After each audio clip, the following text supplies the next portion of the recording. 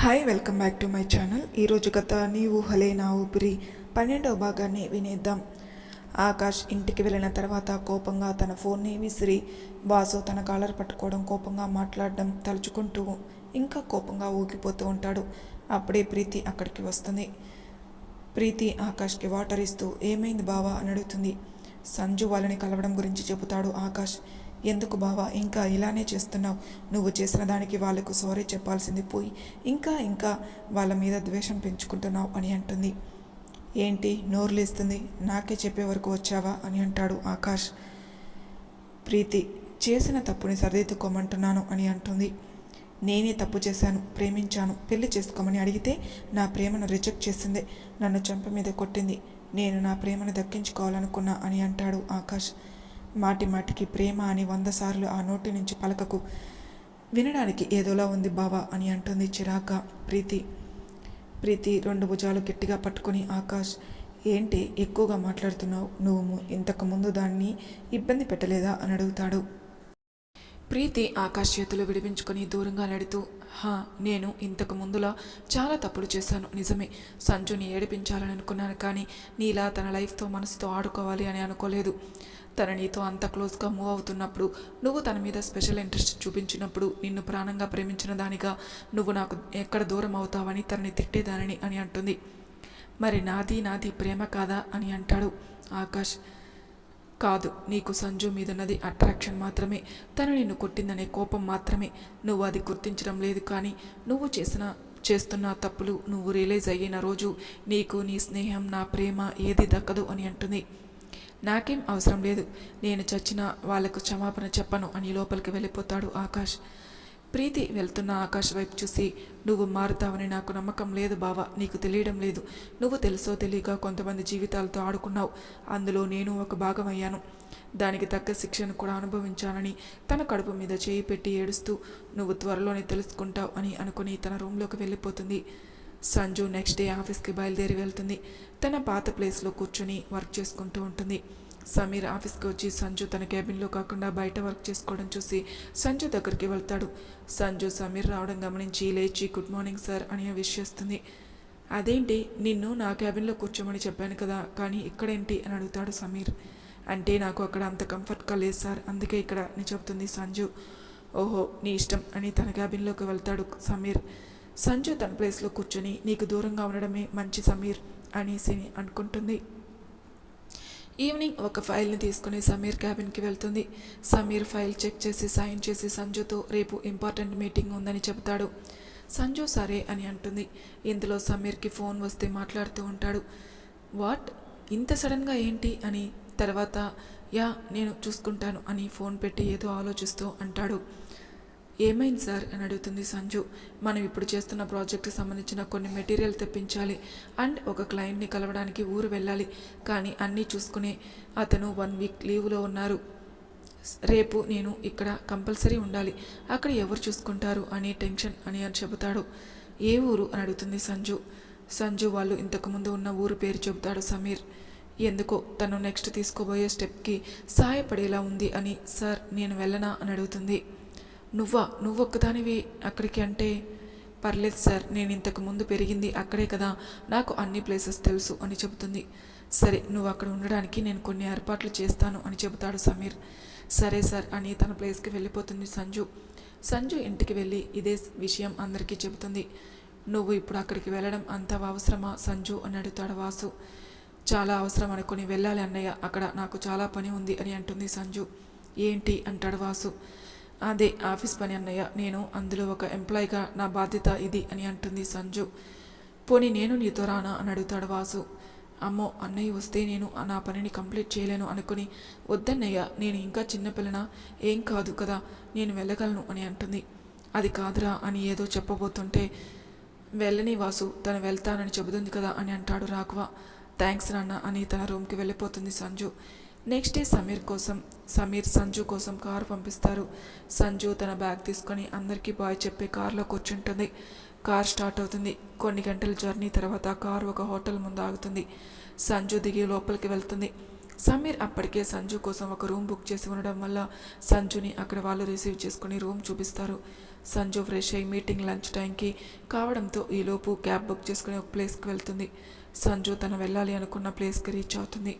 అది ఆశ ఇంతకుముందు ఉన్న హాస్టల్కి వెళ్తుంది. సంజు లోపలికి వెళ్తుంది.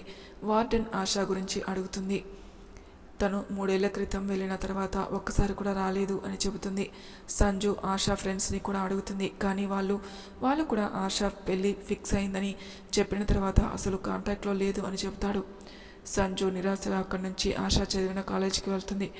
అక్కడ వాళ్ళు 2 ఇయర్స్ ముందు తన ఒరిజినల్ సర్టిఫికేట్ కోసం వచ్చింది అని చెబుతారు. సంజు ఎంతో హ్యాపీగా తన అడ్రస్ ఏమైనా చెప్పిందా అని అడుగుతుంది. వాళ్ళు లేదు అని చెప్పగానే అలానే బాధగా మళ్ళీ హోటల్కి వెళ్తుంది. రెడీ అయ్యి పని ఫినిష్ చేసుకొని తిరిగి వెళ్ళడానికి స్టార్ట్ అవుతుంది. దారిలో టెంపుల్ కనిపిస్తే కార్ ఆపి టెంపుల్కి వెళ్తుంది. సంజు గుడిలోకి వెళ్తుంటే తనకు ఇంతకుముందు జరిగినవి అన్నీ కళ్ళ ముందు మెదులుతూ ఉంటాయి. హాసిని తను కలిసి ఇక్కడికి వచ్చేది గుర్తు రాగానే కంటి వెంట నీళ్లు వస్తూ ఉంటాయి. ఆశను కలిసేది, ముగ్గురు కలిసి మాట్లాడుకున్నది, సమీర్ విషయం ఆశకు చెప్పింది, సమీర్తో తిట్లు తిన్నది, గొడవ పడింది, అన్నీ కళ్ళ ముందు మెదులుతున్నాయి. ఆశ్చర్యం ఏంటి అంటే అటు చిన్నప్పటి నుంచి తోడుగా ఉన్న హాసిని ఇప్పుడు పక్కన లేదు. నిజంగా తోడబుట్టిన దానిలా భావించిన ఆశ కూడా పక్కన లేదు. ప్రాణంగా ప్రేమించిన సమీర్ పక్కనే ఉన్నా చెప్పలేదు. ఇవన్నీ నిజంగా సంజు ఒంటరిది అయిందని చూపిస్తున్నట్టే ఉన్నాయి. మౌనంగా వెళ్ళి దేవుడికి దండం పెట్టుకుని ఆశ ఎక్కడున్నా కనిపించేలా చూడమని దండం పెట్టుకుని వెళ్ళి ఒక దగ్గర కూర్చుంటుంది. సంజు అలా నడుచుకుంటూ గుడి నుంచి బయటికి వస్తుంది. గుడి బయట చాలామంది జనం ఒకచోట గుమిగూడి ఉంటారు. సంజు ఏంటా అని ముందుకు వెళ్ళి చూస్తుంది. జనాన్ని తోసుకుంటూ మధ్యలోకి వెళ్తుంది. అంతే, ఒక్కసారిగా సంజు ముఖంలో సంతోషం, ఆశ్చర్యం, బాధ అన్నీ ఒక్కసారిగా వచ్చి చేరుతాయి. జీరబోయిన గొంతుతో పిన్ని అని పిలుస్తుంది. జానకి వెనక్కి తిరిగి చూస్తుంది. అక్కడ సంజు ఉండడం చూసి అమ్మా సంజు అని అంటుంది. సంజు జానకి దగ్గరికి వెళ్ళి చూస్తుంది. జానకి సూర్యకాంతం తలను ఒడిలో పెట్టుకుని లేపుతూ ఉంటుంది. సూర్యకి ఏమైంది పిన్ని అని అడుగుతుంది సంజు. అత్తయ్య, నేను గుడికి వచ్చాను సంజు, కానీ ఏమైందో తెలీదు, ఉన్నట్టుండి స్పృహ కోల్పోయారు అని ఏడుస్తూ చెబుతుంది జానకి. అయ్యో, ముందు హాస్పిటల్కి తీసుకుని వెళ్దాం పద అని వెంటనే కొంతమంది సాయంతో తను వచ్చిన కారులో కూర్చోబెట్టి జానకిని తీసుకుని హాస్పిటల్కి వెళ్తుంది. జానకి కంగారు పడుతూ ఏడుస్తూ ఉంటుంది. సంజు జానకిని సముదాయించి హాస్పిటల్కి తీసుకుని వెళ్తుంది. డాక్టర్ చెక్ చేసి వయసు అవుతుంది కదా, ఆవిడను ఇప్పుడు చిన్నపిల్లలా చూసుకోవాలి, రెస్ట్ ఇవ్వాలి, ఆవిడ దేని గురించో ఆలోచించి ఇలా అయిపోయారు, అదేంటో తెలుసుకుని ఇకపై టైంకి తిని ముందుకు మందులు వేసుకునేలా చూసుకోండి అని 1 అవర్ తర్వాత తీసుకుని వెళ్ళవచ్చు అని చెప్తారు. సంజు సరే అని మెడిసిన్స్ తీసుకొని సూర్యని తీసుకొని జానకి వాళ్ళు ఉండే దగ్గరికి తీసుకుని వెళ్తుంది. అది ఒక చిన్న ఇల్లు. జానకి సంజు కలిసి సూర్యుని పడుకోబెడతారు. సంజు చుట్టూ చూస్తూ ఏదో వెతుకుతూ ఉంటుంది. ఏం వెతుకుతున్నారా అని అడుగుతుంది జానకి. సంజు హ్యాపీగా హాసిని గురించి పిన్ని, హాసిని ఎక్కడ అని అడుగుతుంది. అదేంటి సంజు, హాసిని నీ దగ్గరికేగా వచ్చింది అని చెబుతుంది జానకి. ఏంటి నా దగ్గరకా అని సంజు ఆశ్చర్యపోతుంది. అదేంటి పిన్ని, అన్నయ్య మీ దగ్గరికి వస్తే మీరు ఎక్కడికో వెళ్ళిపోయారని చెప్పారు, మేము ఎంత వెతికినా కనీసం ఆచూకీ దొరకలేదు, కానీ మీరు నా దగ్గరికి వచ్చిందని చెబుతున్నారే అని అంటుంది. నిజమే సంజు, మేము నీకు యాక్సిడెంట్ జరిగిన తర్వాత హాస్పిటల్ నుంచి వచ్చేసాం. సడన్గా ఏమైందో తెలీదు, అర్జెంటుగా మన ఊరు వెళ్ళిపోవాలి పట్టుబట్టింది. సరే అని వెళ్ళాం. 4 రోజులు మనిషిలా ఉండేది కాదు. మళ్ళీ ఏమైందో తెలీదు, ఇక్కడికి తీసుకుని వచ్చింది. తర్వాత ఒక 2 నెలలు బాగానే ఉంది. మళ్ళీ నేను కలవాలని వెళ్ళిన పిల్ల ఇంతవరకు రానేలేదు అని ఏడుస్తూ చెబుతారు. 3 ఏళ్ళుగా కనపడకపోతే వెతకకుండా ఏం చేస్తున్నారు అని అడుగుతుంది సంజు. జానకి కన్నీళ్లు తుడుచుకుంటూ పోలీస్ కంప్లైంట్ ఇచ్చాం సంజు, కానీ ఎటువంటి ఉపయోగం లేదు, అది ఎప్పటికైనా వస్తుందని నేను అత్తయ్య ఇక్కడే ఏదో పని చేసుకుని ఉంటున్నాం అని చెబుతారు. సంజుకు ఏమనాలో కూడా అసలు ఏం జరుగుతుందో అర్థం కావడం లేదు. జానకి చేతులు పట్టుకుని బాధపడుకు పిన్ని, హాసిని ఎక్కడ ఉన్నా వెతికి తీసుకొచ్చే బాధ్యత నాది, మీరు నాతో వచ్చేయండి అని అడుగుతుంది. లేదు సంజు, మేము ఇక్కడే ఉండాలి, మేము వెళ్ళిపోతే హాసిని మళ్ళీ వస్తే, అందుకే నేను రాలేనురా అని చెబుతుంది జానకి. సంజు కొంచెం సేపు ఆలోచించి, సరే పిన్ని, కానీ మీరు ఇలా వేరే దగ్గర పనిచేసి మీ ఆరోగ్యం పాడు చేసుకోకండి, నేను మిమ్మల్ని చూసుకుంటాను అని అంటుంది. కానీ సంజు ఇలా ఎలా తీసుకోగలం అని అంటుంది జానకి. నేను నీ కూతురునే కదా పిన్ని, హాసినికి ఎలా బాధ్యత ఉందో నాకు అలానే ఉంది అని తన బ్యాంక్ నుంచి మనీ ట్రాన్స్ఫర్ చేసి వెళ్ళబోతుంది. ఒక్క నిమిషం సంజు అని లోపలికి వెళ్ళి ఒక డైరీ తీసుకుని వచ్చి సంజుకి ఇస్తూ, ఇది హాసిని డైరీ సంజు, అక్కడికి వెళ్ళినప్పటి నుంచి ఇందులో ఏదో రాస్తూనే ఉండేది, అది వెళ్ళేటప్పుడు ఇక్కడ మర్చిపోయింది, నీకు ఇది ఉపయోగపడవచ్చు అని అంటుంది జానకి. సంజు దాన్ని తీసుకుని దాన్ని ప్రేమగా తరుముతూ, సరే పిన్ని ఉంటాను అని అక్కడి నుంచి వచ్చి కారు ఎక్కుతుంది. కారు స్టార్ట్ అవుతుంది. సిటీకి దగ్గరగా వచ్చిన తర్వాత కారు ఆగిపోయింది. సంజు ఏంటని అడిగితే డ్రైవర్ ఏదో రిపేర్ వచ్చిందని చెక్ చేస్తున్నాడు. ఇందులో సంజుకి సమీర్ కాల్ చేశాడు. సంజు లిఫ్ట్ చేసి చెప్పండి సార్ అని అంది. ఎక్కడున్నావు సంజు అని అడుగుతాడు సమీర్. సిటీకి వచ్చాం, కార్ ట్రబుల్ ఇచ్చింది, ఆగిపోయాం అని చెబుతుంది. డ్రైవర్కి ఫోన్ ఇవ్వు అని అంటాడు సమీర్. సంజు డ్రైవర్కి ఫోన్ ఇస్తుంది. సమీర్ ఏదో మాట్లాడిన తర్వాత మళ్ళీ సంజుకి ఫోన్ ఇస్తాడు. చెప్పండి సార్ అని అంటుంది సంజు. నేను అక్కడికి దగ్గరలోనే ఉన్నాను, నువ్వు వెయిట్ చేయి, నేను వస్తున్నా అని చెప్తాడు సమీర్. సరే సార్ అని కార్ దిగి దగ్గరలో బెంచ్ మీద కూర్చొని సంజు హాసిని డైరీ ఓపెన్ చేసి చదవడం మొదలు పెడుతుంది. నైట్ 12 గంటలు. జీవితంలో ఎప్పుడూ నా మనసులోని బాధను ఇలా పుస్తకంలో రాస్తానని కలలో కూడా అనుకోలేదు.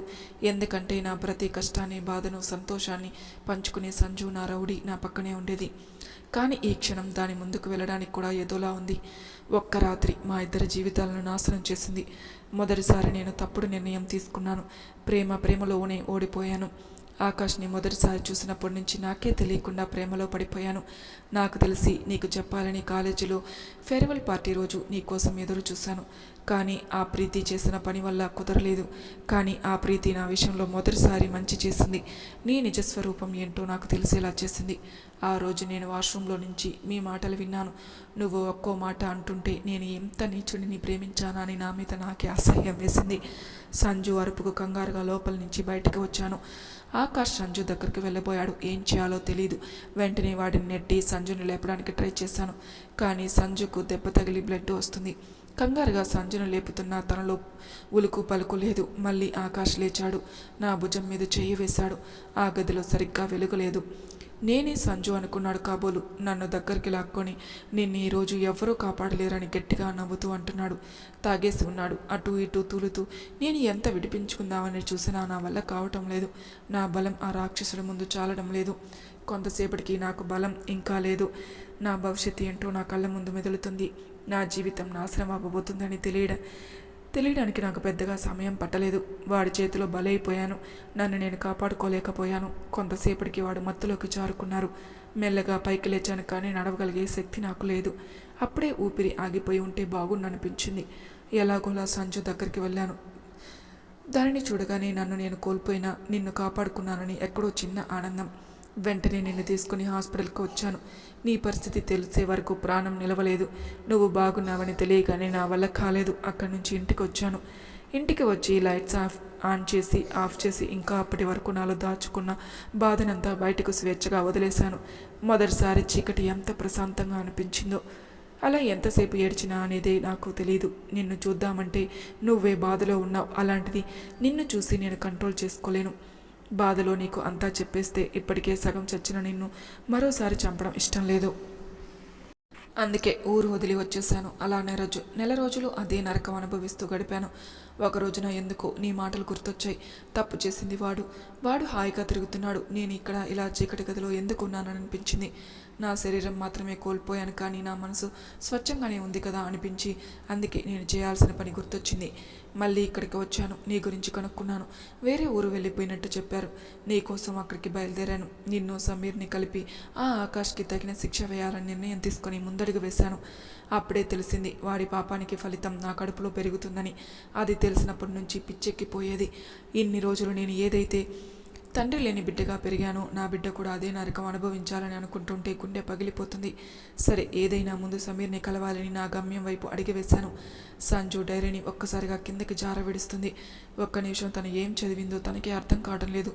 మళ్ళీ హాసిని బుక్ ఓపెన్ చేసి చదివి అలానే ఉండిపోతుంది. కంటి నుంచి ఎడతెరిపి లేకుండా కన్నీళ్లు వస్తూనే ఉన్నాయి. ఇదంతా కళ అయిపోతే బాగుండని అనిపించింది. ఎంతవరకు తను ప్రేమలోనే ఓడిపోయాననుకుంది, కానీ స్నేహంలో కూడా ఓడిపోయింది. తనే హాసిని అలా అవడానికి కారణం నువ్వే అని మెదడులో మెదులుతున్నాయి. ఆకాష్ తన మనసుతోనే కదా ఇంకా ఆడపిల్ల జీవితంతో కూడా ఆడుకున్నాడా? సంజు మైండ్ మళ్ళీ స్ట్రెస్కి గురి కావడం మొదలుపెట్టింది. తల తిరుగుతుంటే 2 చేతులతో తలని గట్టిగా పట్టుకొని అరుస్తూ ఏడుస్తుంది. డ్రైవర్ ఇదంతా దూరం నుంచి చూశాడు. సంజు అలా ఒక్కసారిగా బిహేవ్ చేయడం అతనికి కొంచెం భయం వేసింది. సంజు ఆ బుక్ని తడుముతూ, ఎందుకే నేనంటే నీకు అంత ప్రేమ? ఏం చేశానని అన్ని వేళలా నిన్ను కాపాడుతున్నా అనుకుని అందరితో గొడవ పడేదాన్ని, కానీ నీకు సహాయం చేయాలని సమయంలో సాయం చేయకుండా వదిలేశాను. ఎందుకే ఇదంతా చేసి ఇంకా నా గుండె బరువు పెంచేశావు? అసలు నేను బతికి ఏం సాధిస్తాను అనుకున్నావు? పోనీ అంతా అయిపోయింది, నన్ను ఎందుకు ఒంటరిగా వదిలేశావు? ఈ సమాజంలో నిందలు మోస్తూ ఎక్కడ ఉన్నావని ఏడుస్తూ ఒక్కసారిగా కోపంగా, ఆకాష్ నువ్వు దీనంతటికి కారణం, ఇక నిన్ను వదిలిపెట్టను, మేము అనుభవించిన బాధ నరకం అన్నిటికీ కలిపి ఒక్కసారిగా లెక్క చెల్లించేలా చేస్తా, నిన్ను వదలను అని ఏడుస్తుంది. ఇందులో సమీర్ కూడా వస్తాడు. సంజు అలా ఏడవడం చూసి సంజు దగ్గరికి వెళ్తాడు. సంజు సమీర్ని చూసి ఇంకా ఏడుస్తూ సమీర్ కుండలపై స్పృహ కోల్పోతుంది. సమీర్ డ్రైవర్కి చెప్పి లగేజ్ తన కారులో పెట్టి సంజుని ఎత్తుకొని తన కారులో కూర్చుంటాడు. డ్రైవర్ కార్ స్టార్ట్ చేస్తాడు. సంజు సమీర్ ఒడిలో పడుకొని ఉంటుంది. కార్ హాస్పిటల్ పోమని చెప్తాడు. కారులో సమీర్ ఎంత లేపుతున్నా సంజు లేవలేదు. సంజు సమీర్ ఒడిలో అలా వాలిపోయి ఉంటుంది. హాస్పిటల్కి వెళ్ళగానే సమీర్ సంజుని 2 చేతులతో ఎత్తుకొని లోపలికి వెళ్తాడు. సంజుని స్ట్రెచ్చర్ మీద పడుకోబెట్టి డాక్టర్ని పిలుస్తాడు. డాక్టర్ సమీర్ ఫ్రెండ్ కావడంతోనే వెంటనే వచ్చి సంజుని చూసి షాకింగ్గా సంజన అని అంటాడు. తను నీకు ముందే తెలుసా అని అడుగుతాడు సమీర్. యా, తిను నా పేషెంటే అని ముందు సంజుని రూమ్లోకి తీసుకుని వెళ్తాడు డాక్టర్. మరి తర్వాయి భాగంలో ఏం జరుగుతుందో నెక్స్ట్ ఎపిసోడ్లో తెలుసుకుందాం. అంతవరకు నా ఛానల్ని సబ్స్క్రైబ్ చేయని వాళ్ళు ప్లీజ్ సబ్స్క్రైబ్ చేసుకోండి, లైక్ చేసి షేర్ చేయండి, మీ అభిప్రాయాలు నాకు కామెంట్ రూపంలో తెలియచేయండి. Thank you for listening.